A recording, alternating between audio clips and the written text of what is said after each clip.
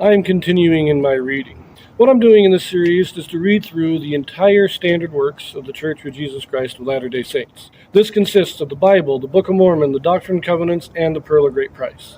I am continuing reading in a chronological order, according to event, not according to publication or volume, so I'm skipping around a bit as I move along. So we are continuing in the Gospels again. Christ is back up in Galilee. The people in Jerusalem keep wanting to try and kill him, so he went down there for the Passover, but he is back in Galilee.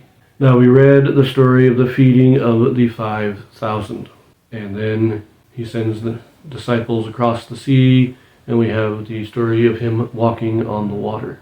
That was the last thing we read. Then they are now back on shore, I think back in Capernaum, but it wasn't 100% clear on that point, so let us now read in Matthew.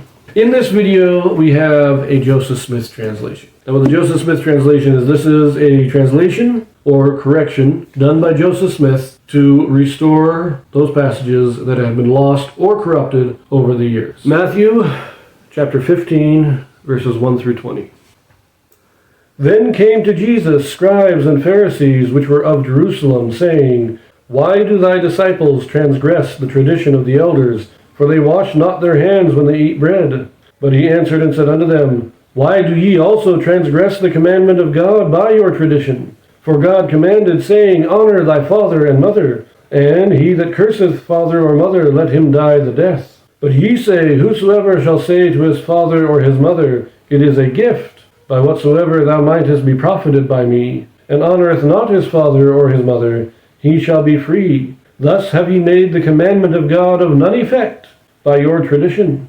Ye hypocrites, well did Esaias prophesy of you, saying, This people draweth nigh unto me with their mouth, and honoreth me with their lips, but their heart is far from me. But in vain they do worship me, teaching for doctrines the commandments of men. So this prophecy of Esaias, that's again Isaiah, is Isaiah chapter 29, verse 13. Also, when it talks about the traditions of the elders, this is not the law of Moses. This is the oral law. This is after the time of Ezra, really. The Pharisees, or not the Pharisees at the time, but the Jews at the time got kind of fanatical in keeping the law. They understood, they were taught, you were all wicked, you were all evil, and you lost your land. God let Babylon come in and take over. You've been under the rule of foreign governments ever since. You had a brief time in there with the Hasmoneans, but basically you've been under foreign rule for 600 years. And the Jews in Babylon and Persia, they got the idea, we broke the law, and so now we're being punished, which was true. But then they decided to get a little too fanatical in trying to keep the law. Rather than turning to God, they started making the law their God. And so they built up the oral tradition, or the tradition of the elders. And this was made in a way to kind of prevent any possibility of breaking the law. And that is what they're talking about, is that they're violating the traditions of the elders. You're supposed to wash your hands every time before you eat anything. You wash your hands. The apostles aren't doing that. They're just eating when they're hungry. And Christ is saying, look, your traditions are nullifying the law. You're trying to claim that you're keeping the law, but you're kind of writing in loopholes in order to deny it, in order to get out of it. Say, well, I'm still obeying the law as long as I do it this way. I can get away with it because that's still technically following the law. And he said, no, you're contradicting the whole meaning of the law. The whole purpose of the law is being undone by this. Now, to be honest, I'm not quite sure what they mean by it as a gift. This cross-references to Mark, though, which I believe we will read the same controversy there in Mark. So maybe we'll get more understanding of exactly what Christ is talking about there. I'm going to leave it there for now. And let us continue verse 10. And he called the multitude and said unto them, Hear and understand. Not that which goeth into the mouth defileth a man, but that which cometh out of the mouth, this defileth a man.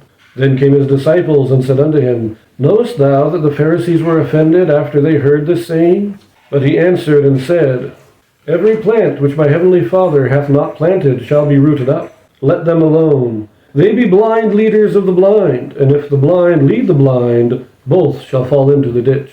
Then answered Peter and said unto him, Declare unto us this parable. And Jesus said, Are ye also yet without understanding?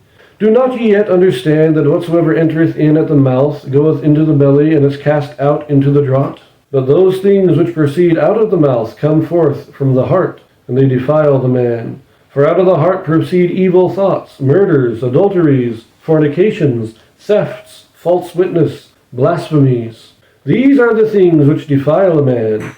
But to eat without unwashed hands defileth not a man.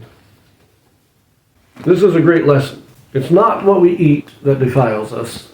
It is the thoughts of our hearts, the things that we speak. That's what's going to defile us. When we try to justify our own wickedness, that is defiling us. And that is what the Pharisees are defiled by their traditions, because their traditions nullify the law of God. They are justifying their own wickedness, and therefore they have defiled themselves. But to eat with unwashed hands, that doesn't mean anything. Let us look at the Joseph Smith translation now. As usual, it's primarily just grammatical updates. We do have this interesting one here. First one, we get verse 4, where it says, let him die the death. We add on, let him die the death, which Moses shall appoint. So if you don't honor your father, and it is true in the law of Moses, to not honor your father and mother could result in execution. So it is referring us back to the law of Moses. That's what Christ is quoting here. But then we have, verse 5 does have an interesting one. Let's just read this in the Joseph Smith translation. But ye say, whosoever shall say to father or mother, by whatsoever thou mightest be profited by me, it is a gift from me. And then verse 6, and honoreth not his father or mother, it is well. Thus have ye made the commandment of God of none effect by your tradition. This seems to me that what it's saying is, you don't have to listen to your parents. You don't have to do what they say. You don't have to even bother with them. As long as you're giving them money, you can just ignore them. That's the tradition of the elders. Well, I gave you a gift of $20,000. Now I don't have to pay attention to you. And Christ is saying, no. Honor your father and your mother. That's the law. The law isn't give them money. That is interesting. That does clarify things a bit. Verse 7, we just, now instead of ye hypocrites, it's O ye hypocrites. Verse 8, draweth is just draw, and then honoreth me with their lips is just honoreth me with lips. Verse 9 has a number of corrections, so it says now, but in vain do they worship me, teaching the doctrines and the commandments of men. So instead of teaching 4 doctrines of the commandments of men, it's teaching doctrines and commandments of men. That's interesting. In verse 11, instead of a man, both of them is there, defileth a man, it is the man. Verse 17, at the beginning there, instead of do not ye yet understand, it is do you not yet understand. And then in verse 19, we make a number of plural singular, so it is now murders, adultery, fornication, thefts, false witness, blasphemy. And in verse 20, these are things which defile a man instead of the things. That is actually somewhat significant, taking out the word the in verse 20, because with the word the, that would indicate that this is a complete list. These are the things that defile us. So if you take that list and you're not guilty of any of those things, then you're not defiled. But if you take out the word the and just these are things, then it becomes these are examples, but not an entire list, not an exhaustive list. So even just the removal, pay attention to that too. Sometimes, a lot of times, just the correcting saith to said, these things aren't important. Occasionally removing a word doesn't really seem to change the meaning, but sometimes a single word can change the meaning rather significantly. But we leave that here, and we pick this up in Mark next, so I will see you there.